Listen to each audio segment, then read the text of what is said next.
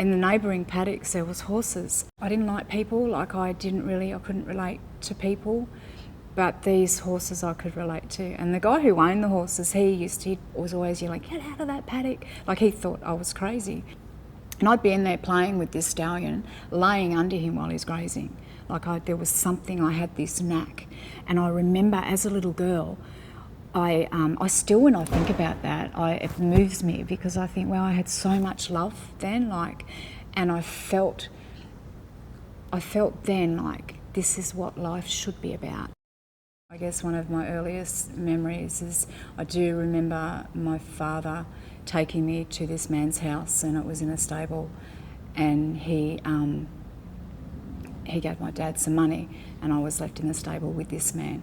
And I don't have any memories of actually anything specific that happened, but I remember afterwards, I can remember feeling dirty. And I was about four years old then. I was born in Penrith in Sydney, the western suburbs. I was adopted. I think my mum was about 16 when she gave birth to me, so she put me up for adoption. And my mum and dad, who brought me up, they couldn't have children, so they adopted me. I think I was 2 weeks old when they took me home. And there was always people around. There was always adults, and I can remember standing in the lounge room, stark naked, and these people would just be sitting there, just drinking coffee and tea. And there's men and women. It wasn't just men. There was women there as well. Yeah, I remember standing there, and I felt dirty. Like I just knew that it wasn't okay. And I jumped under the table, the coffee table, and I was kicked like a dog and told to stand back up again. There was people that would come around, and there was one particular man who had a really big beard, and he frightened me, this man. He'd walk in and I'd scream, but my mum would make me kiss him, so it didn't matter whether I was scared or whatever, I had to do basically what I was told. In saying that, I don't ever remember my dad actually touching me, but I certainly know that he knew what was going on and he orchestrated it. My mum was quite cruel too. I can remember being toilet trained, and I so remember this, it blows my mind. I soiled my pants and I had them put on my head, and I had to wait in the corner until my dad got home.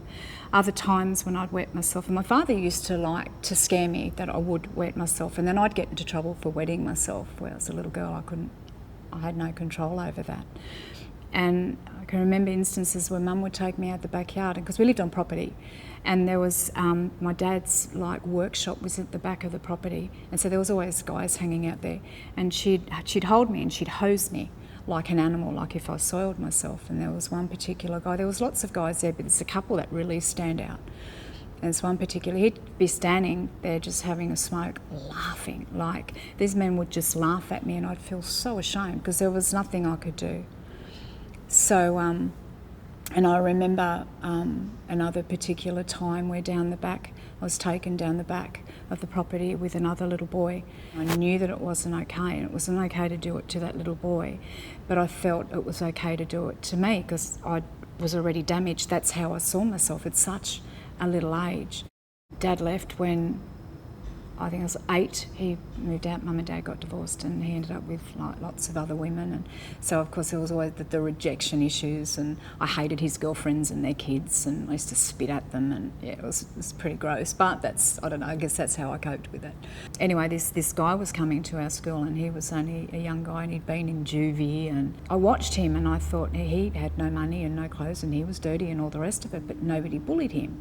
One afternoon he had to do detention, and he didn't want to do it, so he's walking out of the school. The principal from the school physically grabbed him and was yelling at him, he needed to do. So he turned around and he punched the principal fair in the face, and I'm like, yeah, wow. I thought that's I don't know if it was a conscious thought, but it did something on the inside of me. That's how you do it. That's how you stop people from touching you when you don't want to be touched. Anyway, I found out where he lived, and I tracked him down, and we started talking, and within 2 days he was my boyfriend. And then I just really started hanging out with him and his family, and obviously he came from a dysfunctional family as well, and they used drugs and drank, and so I started hanging around that crowd. So I started drinking. I was drinking regularly by the time I was 12, smoking pot, and at 13 I was dropping acid trips regularly. When I was 15, I'd already dropped out of school. I was 15, I had my first injection of heroin. And then I guess it was just the company I kept, and got into little bits of trouble, and I was really, really angry, and I was a big mouth and a loud mouth, and thought I was tough and all the rest of it. I had my first child when I was 18, it was actually 2 weeks before I turned 19. And in saying that, I was smoking pot and drinking really heavily all the way through it. I didn't give up anything. Like, I guess I'd really lost regard for human life as well as my own. I went on to have 2 other children a couple of years later. I'd already been charged with assault. I'd had quite a few charges of fraud, and this was to get money to keep the drugs coming in.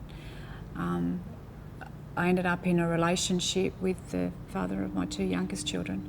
We were in a relationship for about 9 years, I think, and that was just very, very abusive. He'd rape me regularly, beat me up. He had me in the bedroom for about 2 days, approximately 2 days, and then he let me out of the room, and I had to go and hang the washing on the line. And the neighbour stuck her head over the fence, and she looked at, and I was black and blue, like my face was a mess. And she looked and she goes, "Oh, are you okay?" I said, "I heard you screaming. I was going to call the police." And I just thought, like, "Oh, thank you." You know, basically, what's the point? And that, I guess in hindsight, I remember when I was a little girl as well, my dad used to take me, and we'd go to, there was like these wildlife parks, and they had these snake pits, and that was just like a pit, like a square with a brick wall, and you could look down into, and I'm talking, there's deadly snakes in these pits. My dad used to pick me up and hang me upside down over the pits, and it used to scare me. I was so frightened, and yet not one person ever said anything. There was always people there looking, and not one person ever said anything. He did the same when we went bushwalking, and he'd step over the guardrails, and he'd take me over there, and he'd hang me over, and he'd make out that he'd drop me, and I'm talking thousands of feet. And I'd wet my pants, and he'd laugh. He thought it was awesome. It was a real joke for him. But I guess what that told me back at that age was that there's no point saying anything, there's no point doing anything, because nobody's going to listen anyway. And so when she stuck in, I'm just like, well, whatever, like, it's no surprise to me. I stayed in that abusive relationship for many, many years. I remember I came home one afternoon, and he was sitting on the lounge with a gun, and I don't know anything, it was a big gun, really big gun. And I sat down on the lounge, and he had it pointed to my head. It was fully loaded, and it was just abusing me and calling me names and telling me how useless I was, and I was ugly and I was fat, and all of this stuff. He raped me, he bashed me with the gun. It was hours, this went on for hours. He had the gun to my head again, and he said, "I'm gonna effing kill you." And I was gone. I had nothing left in me, and I just looked at him. I said, "Just do it. I can't do this anymore." And he popped the bullet. The bullet was about that big. Popped that out of the gun, handed it, laughed his head off, and he's like, "Finally broke you." Handed me the bullet, and I had to carry that bullet in my bag for years to remind me that I had to, like, fully obey him. And I did. That was just horrendous. And I just think, like, beatings constantly. He'd come home from the pub and drag me out of bed and just rape me in front of his friends, just for a floor show. I guess I could go on and on about that, but I won't. So I ended up, and he was a drug user as well, but he also maintained a job. But I was using drugs behind his back, and I ended up, I was really, really sick. I was drinking constantly. I was taking Xanax and the Valium every single day, like handfuls of them, using heroin. And so I came through the rehab, and in that, I guess I got enough self-esteem or courage, maybe, to break it off with him and say, "I'm not doing this anymore." And so I did that, and I completed that program, but at the end of the day, I didn't go anywhere. Like, I didn't go to childhood issues, and I didn't change the way I saw myself. I just spent probably a year and a half not drinking and not taking drugs. That was the only thing that had changed. So pretty soon, when life happens, I had nothing to build anything on. So I started popping pills again and drinking, and then I ended up working in the brothels. I was working in a really high-class brothel down there, and I was bringing in $1,000 a night. Like, it was really good money. So before long, boom, I was back on the heroin again. And it was actually around that time where I got involved with a guy, and I'd been charged numerous times of all different charges, but we did an armed robbery. And when we did the armed robbery, I had over $500 in my wallet. And it just didn't make sense. Like, really, really didn't make sense. But then after a while, I guess my habit got bigger and bigger, and so I ended up working the streets. And just really had a sense of such hopelessness. Like, there was just nothing I didn't like. I hated what I did. I needed the drugs to have sex with strangers to get the money that I needed to get the drugs. So it's like I'm in this cycle, and I had no idea how to get out of it. I just didn't know what to change. And I got to the point where I didn't care anyway. Like, I didn't like people anymore. And then there was a guy who'd killed a couple of street working girls. And I'd have a shot in the morning, and I would get on my knees and I would pray to God, because I believed there was a God. And I thought, if I commit suicide, I'm not going to heaven. So if somebody kills me, hey, I'm in. That was my thinking. And I wanted this. I prayed to God with every ounce of passion that I would be his next victim. And this guy's pulled up, and I've jumped in the car, and he was one of the meanest looking dudes I'd ever seen in my life. And I'm on the inside like, yes, I'm going to die tonight, party. I was so like passionate about, yeah, I'm dead. And he opened his mouth and said something, and I'm like, wow, he was just such a beautiful, soft man. Went back to his place, and we just sat up. He was off his head on speed. And we just sat up and talked all night. Within a couple of days, I moved in with him, and we were together for 4 years. And it was like, I'm going to tear up, I'm sorry. Oh, wow. Now, we were together for 4 years, and he was beautiful. Gosh, he was a beautiful man. And to me, he was anyway. Like, he was pretty mean, and you didn't cross him, and he was a drug dealer. And I'd still work from time to time as a prostitute, and I was using heroin. But I felt safe with him, and he never raised his voice at me. He never hit me. He never ever called me names. He knew everything there was to know about me, and he loved me, and it was just amazing. And so we were engaged to be married. My children loved him. They just thought he was awesome, and he was. And I found him dead on the toilet one afternoon, and that was it for me. I remember once they took his body away, I grabbed a razor blade, and I was walking out of the front door to go back into the bush. I was going to end it. And my daughter walked in, she was there when I found him. I think she was 13 years old. And she's like, Mum, what are you doing? And it sort of snapped me out of it.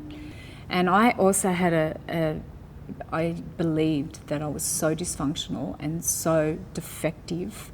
Like, I believed I was defective. That's why my real mother didn't even want me. And because I used to ask my dad, why did you adopt me? And he'd just look at me and goes, because you got blue eyes and you're a girl. Do you love me? No. Who could love something like you? So I'd strongly believed my whole life that I was defective. And when people did care about me, I had this belief system. My best friend was killed in a car accident, I think it was about 14 and a half.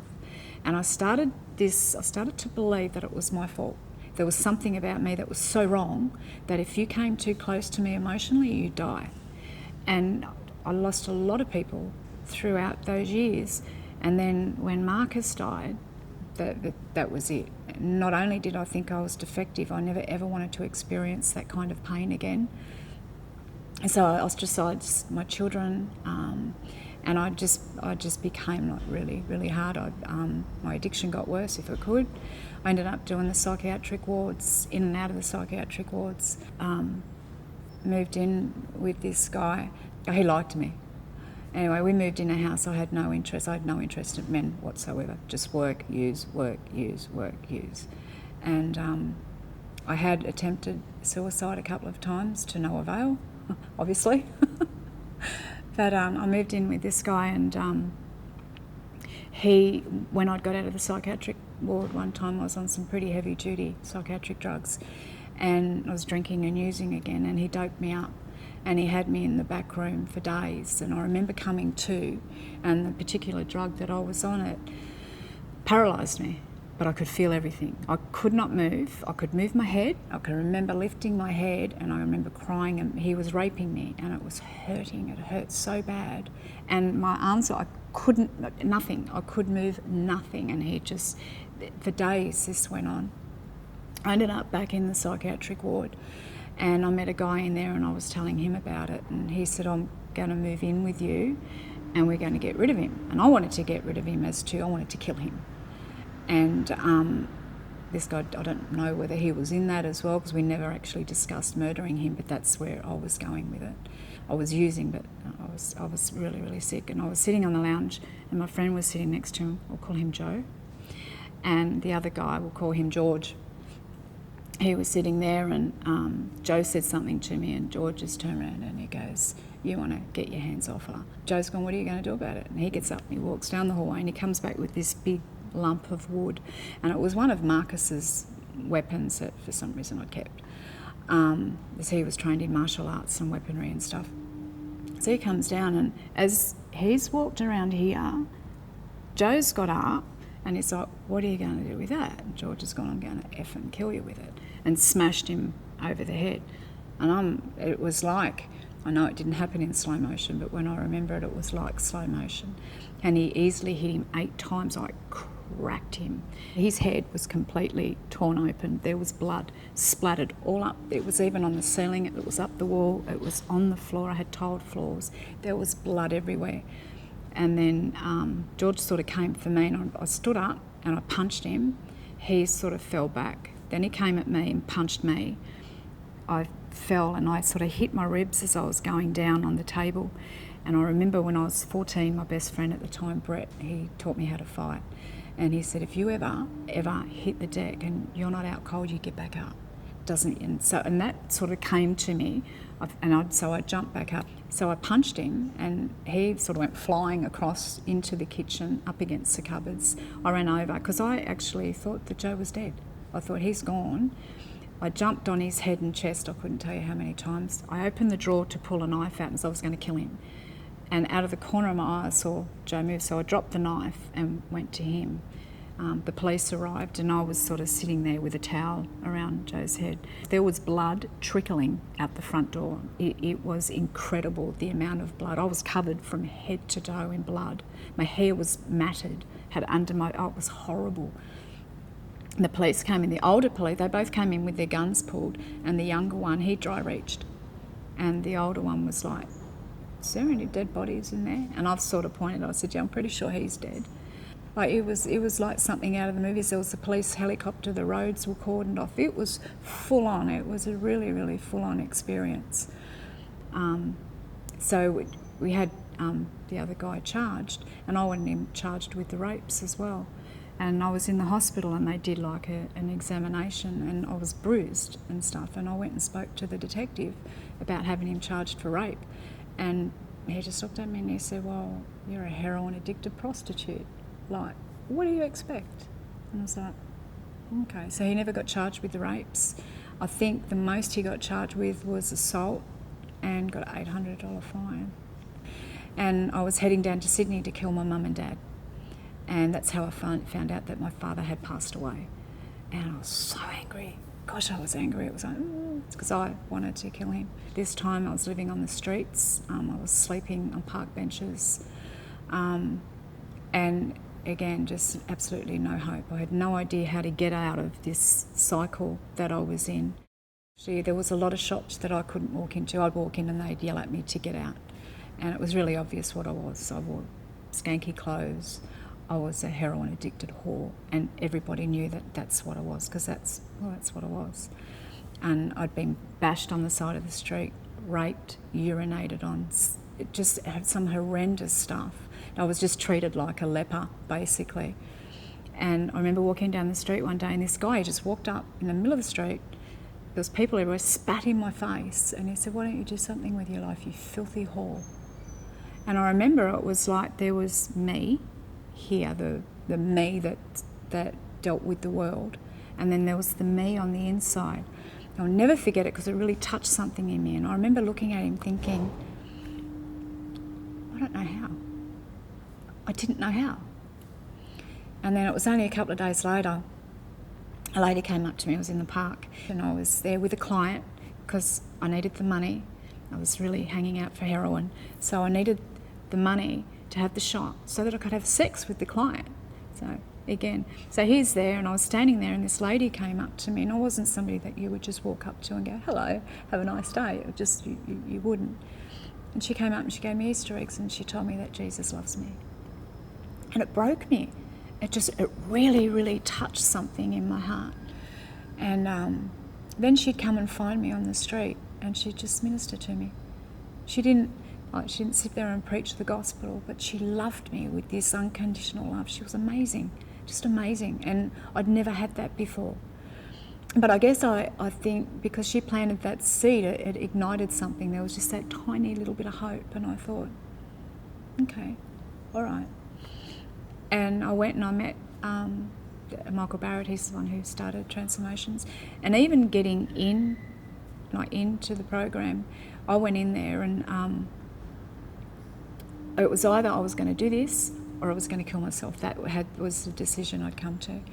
And he didn't know that if they said no, I was going to kill myself. I didn't say that. It was just... And I was actually walking out because they'd said no. They're like, you need to detox. You're way too sick, but we'll hold a bed for you. And I just thought, whatever. So I had enough money in my bag to buy enough heroin to just have that shot. I knew where I was going. I knew where I was going to do it. No one would find me. And that's what I was going to do. So I started to walk out and he's put his hand on me and his whole demeanour changed. He's like, you're not going anywhere. And they took me in. It was amazing. So I was there for 7 months and then I started to deal with my childhood stuff. I got to a place where I'd actually forgiven my mum and my dad, and I'd got to a point where I really, really believe and I pray that my dad got saved before he died. And that alone blows my mind when I think about it. And I had a lot of counselling and my perception had changed. I'd sort of got to see myself the way that God saw me, and I believed it.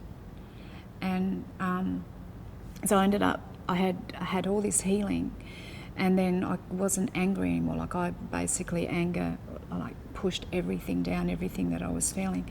And when I'd got rid of this anger, all that was left was this incredible pain. It was like choking me. And I went out one afternoon and I was angry with everyone in the program, and I just went out and started drinking. Within a couple of hours I was standing on the street corner with a needle in my arm, and I was back out for probably about 2 weeks, working again, just solidly on the street. And I remember I was in one of the motel rooms. The guy would let you stay there. You'd just pay him more money because he knew that you worked. And my last client had gone. It was about 11 o'clock at night. I had a shower and I crawled into bed. I remember it so vividly. And I was in fetal position, crying. I was sobbing. And I was like, how did I get back here, God? How did I get back here? And he spoke really clearly and he said, you didn't trust me with your pain. And it rocked me. I thought, wow. And I was back out for probably about another 5 weeks. I couldn't tell you how many times I'd OD'd, and it was absolutely miraculous that I even woke up. I had a guy strangle me in the back seat of a car. It was horrendous, just the journey getting back. But once I got back in, I purposed that I was never, ever, ever going back to that again. I'd had a little bit of a taste of a life of hope. And then I went back to that. Yeah, that's not hope. But when I went back also, like I literally have stepped over people that I still don't know to this day whether they're alive or dead. I had no regard for human life. I couldn't have cared less.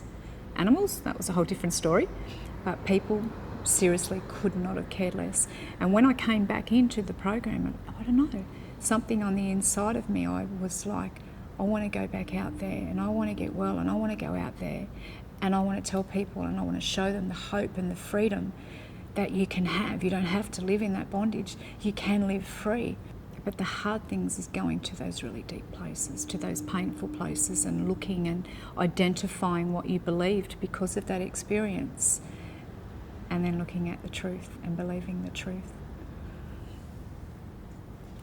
Yeah, because I never had a real close relationship with Mum, not at all. And last year she had a major stroke in June, and I guess it was up to me to get her into the nursing home and did all of that. And I was always under the belief that Mum didn't love me. And then when she had the stroke, at first, when she first had it, she was really abusive like she was when I was a little girl. And then probably the 2 months before she died in January this year, I would go and see her, and she was fully paralysed down one side and just a shell of a woman. And she would grab my hand and she would just kiss it. And she'd say, I love you. And it was like I finally got a glimpse of who I could have had. And I believe that she always did love me. Just through that, it changed my perception that she always did love me. Maybe she didn't know how. And I look back at her upbringing and what she would have gone through, and not that it's not okay. What happened and stuff that I went through was not okay, but neither is what she would have gone through. So in that, I was able to know that my mum loved me, and that helps me on that deeper level to know, yeah, it instills that, yeah, I am lovable.